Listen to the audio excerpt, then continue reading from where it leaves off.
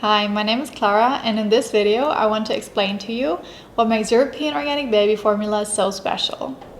I want to help you understand all the rules and regulations concerning these products that make them so high quality and safe. On the one hand, I will be explaining the regulations for European organic farming, and on the other hand, I will be breaking down all the rules and laws that the European Commission has specifically for baby formula. Now, I know this is a lot of difficult information. It can be quite overwhelming and hard to understand. So I'll try to break it down, make it as easily understandable as possible, while at the same time including all the specifics and all the details that you as a parent need to make an educated decision which formula to buy for your little one.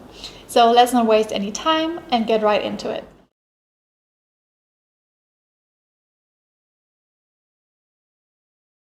Let's start off with the EU organic regulations. Now, when it comes to organic products, what many people care about is that they are sustainable. The EU has a lot of regulations to ensure that their EU organic products are sustainable.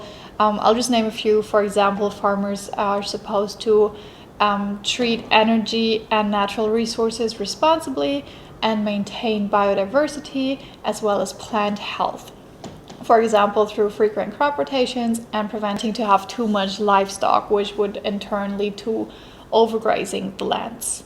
Also, farmers should enhance soil fertility and maintain water quality. Now, what most parents probably care about the most when it comes to EU organic baby formula is that they are guaranteed to be GMO free. No GMOs will be included in either the farming process or the production and processing. So you can be sure that the product is 100% GMO free and also free of pesticides. Pesticides are prohibited and there's a very limited use allowed of artificial fertilizers and herbicides. And the use of hormones is prohibited as well, whereas the use of antibiotics is very strictly limited to only necessary veterinary treatments that are crucial for animal health.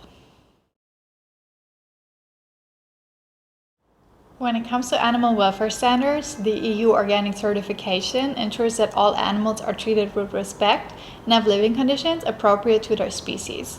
For example, 100% of the feed must be organic and it has to stem mainly from the own farm or local farms of the regions. Additionally, growth promoters are forbidden and only natural methods of reproduction are allowed. There are supposed to be species-appropriate housing conditions, animal husbandry and stock density, and only a limited number of livestock to prevent overgrazing, erosion, or pollution caused by animals. Also, which is very important for baby formula, the animals must have access to open air and grazing, which means most of the cows are mainly grass-fed, which is a big deal for the milk used for baby formula because it makes it higher quality. Now, there are not only rules for the farming side of things, but actually also for the production and the food chain. The rules cover really all stages of production, preparation, and distribution. This is kind of like a from farm to plate approach that covers everything, like the primary production, the storage, processing, transport, distribution, and supply to the final consumer. There are no highly processed ingredients allowed, so the ingredients really must be as close to their truest form as possible. And the end product must consist of at least 95% organic products to have the EU organic label. And for the other 5%, there are very strict conditions. They must be on a list of pre-approved ingredients to be able to add it into these organic products. There are also strict rules for labeling, and there is a specific limited list of approved additives and processing aids that are allowed to be used in organic production.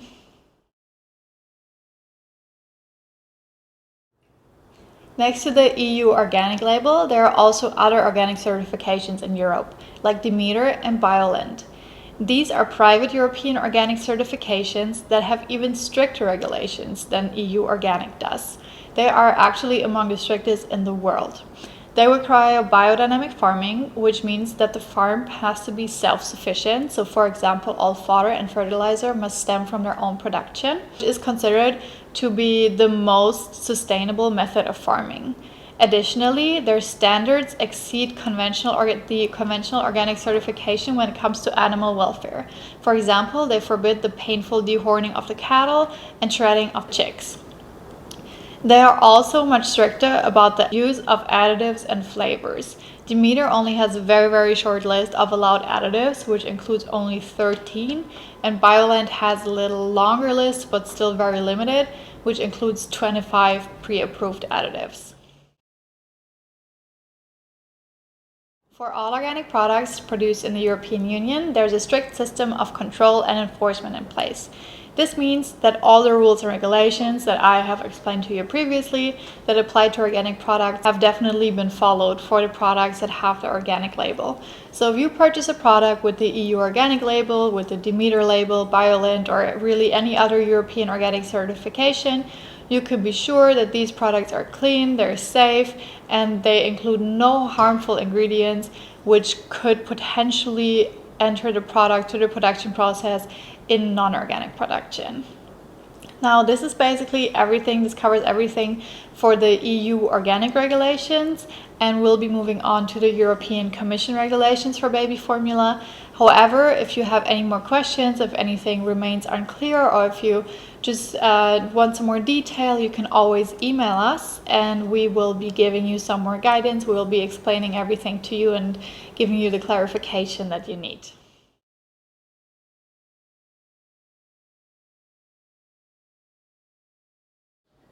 When it comes to the European Commission requirements for baby formula, the biggest difference to other regulatory agencies, such as, for example, the FDA, is that the European Commission does not allow any added sugar or artificial sweeteners in any form in the baby formula. So no glucose, sucrose, corn syrup, none of that. The only form where it is allowed is in hydrolyzed formula. This is allowed to have sucrose or glucose, however, it shall be no more than 20% of the total carbohydrate content.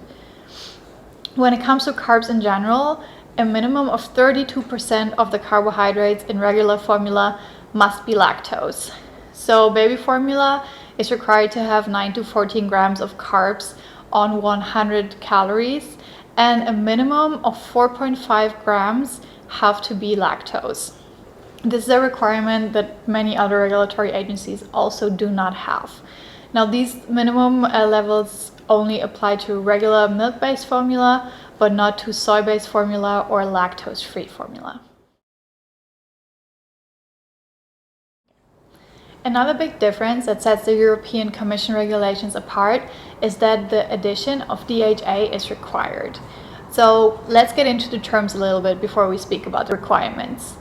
DHA and ARA are polyunsaturated fatty acids that are found in some foods such as fish and eggs, and also in breast milk. They play an important role in a healthy mental and physical development of children, for example in their early eye and brain development. Now, the human body can make small amounts of DHA and ARA from the essential fatty acids alpha-linoleic acid, which is omega-3, and linoleic acid, which is omega-6. They are called essential because they are the only two fatty acids that our bodies cannot make themselves, so they must be obtained from our diet, which is why they are also required to be added in formula. Now, during pregnancy, the fetus obtains DHA and ARA through the placenta. After birth, human breast milk provides both to the breastfed infant, which is also where they're supposed to be added in formula. Now, the DHA requirements of the European Union are quite simple actually. First of all, the addition of alpha-linoleic acid and linoleic acid, so omega-3 and omega-6 respectively, is required. And also addition of DHA of at least 20 milligrams per 100 calories. This is required this regulation is quite new, is required ever since February of 2020. And the ARA content must be equal to or higher than the DHA content, thus following the model of typical human breast milk composition. Baby formulas in the European Union generally, or let's say most of them, do not contain any soy. So no soy in any form, no soy protein, no soybean oil, no soy lecithin really no traces of soy found in most of these baby formulas. However, it is important to say that this is not a regulation, it's just what most manufacturers choose to do. And also, soy-based formula is very uncommon, so soy protein formula. It's really only recommended for allergy babies, so babies who are allergic to cow's milk or goat's milk protein. This is mostly due to the fact that soybeans contain isoflavones. I'll just explain this very quickly. I will not go into detail on this, but basically these isoflavones can act similar to the female hormone estrogen in the body, which is why they're also called phytoestrogens, and therefore they should only be given to infants over a longer period of time in justified exceptional cases, according to the opinion of many experts in the European Union. Other differences include the contents of iron allowed in European baby formulas versus, for example, formulas in the US, because the European Commission allows a very small range and low maximum amount of iron compared to what's allowed by the FDA. The FDA allows for a lot more iron and a lot bigger range. Now, experts have different opinions on this. It's just a different approach in Europe and in the US. It's really hard to say which is better or worse. There's something for you as a parent to decide what you think is best for your baby. Another difference is that the European Commission allows no potentially harmful ingredients such as Carrageenan, which is something that can trigger inflammation, gastrointestinal ulcerations, and can damage the digestive system. So this is an ingredient that is not allowed by the European Commission. It is, however, allowed by the FDA.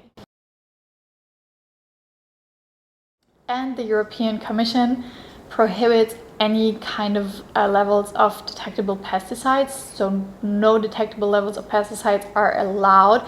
There is a maximum amount of like 0.01 milligrams per kilogram, which is already very, very low. However, there are even manufacturers who choose to really have no traces of pesticides in their products at all, such as HiPP. HiPP even established their own organic label, the HiPP Bio label, which ensures that there are no traces of pesticides found in their products, which I personally think is great. So that is the end of our video. I hope that I could make things a bit clear for you. I hope that I could help you understand all these regulations. I know it can be confusing, and if you have any more questions or need a little more clarification, anything like that, you can always reach out to us and our customer support team will be happy to help. Thanks for watching.